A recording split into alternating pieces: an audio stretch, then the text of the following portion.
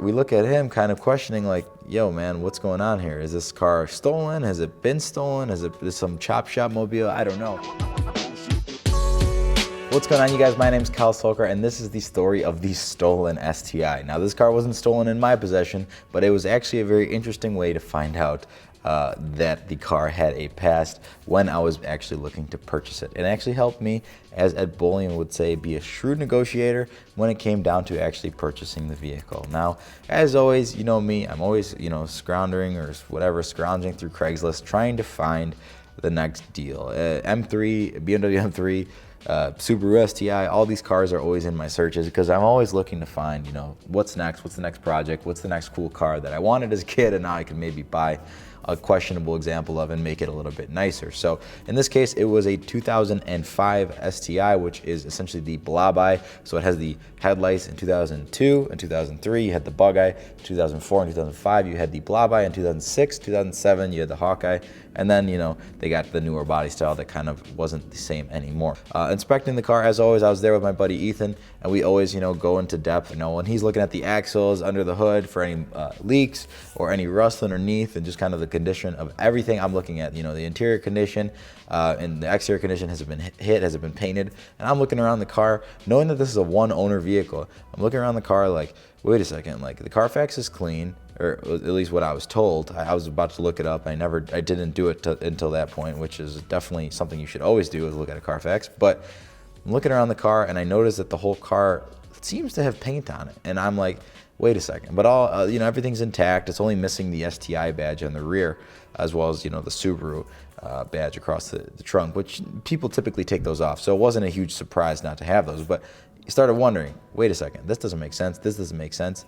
And but it looked good. It was a good paint job. But you can never paint a car to its original factory condition. In my personal opinion, it's just not possible because you have seams and edges and stuff like that, and the car is painted as a shell, not painted as a completed vehicle. So without taking a bunch of stuff apart, most body shops don't. You're going to notice that there's been painted. So of course that was what I was kind of thinking, but kind of overlooked it. He's saying the car hasn't been in any accidents and been all good. I'm like, okay, well, doesn't look like there's any Bondo anywhere, any weird waviness. So maybe it happened at the dealership prior, which is all good. That's totally normal, and that the car looked fine anyways. So I was like, okay, not a big deal. And then Ethan goes, yo, Kyle, can you come over here? And I'm like, what's going on? I'm like, what are you talking about? He points and he's like, there's supposed to be a VIN tag there.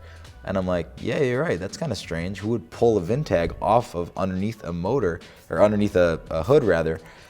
And we look at him kind of questioning like, yo man, what's going on here? Is this car stolen? Has it been stolen? Is it some chop shop mobile? I don't know, but not something that I'm used to. Obviously, Subarus have a metal plaque. I think VIN starts with a J, and it's like inside, like the driver's side, right above the suspension, kind of the top head of the suspension.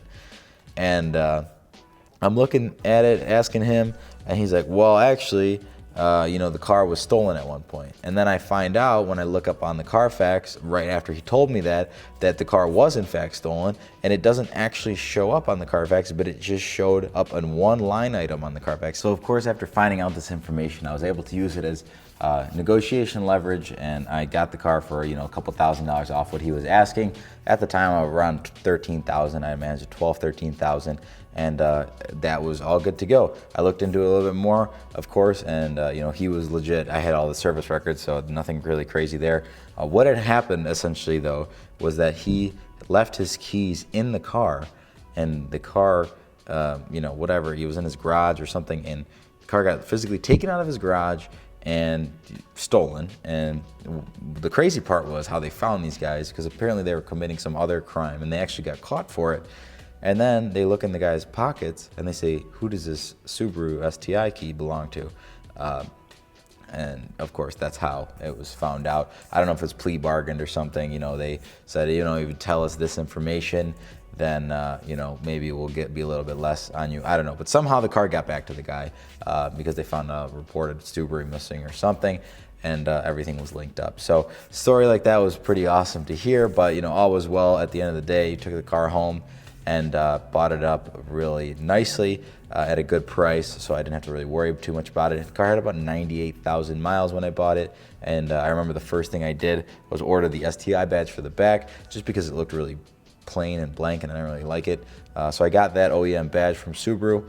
And I remember the first trip I ever did was taking it to visit my buddy over at University of Iowa. So I drove the car up there, had a great time with it. Fortunately, didn't blow anything up because Subarus and that 2.5 liter 4-cylinder boxer motor is very notorious for having issues.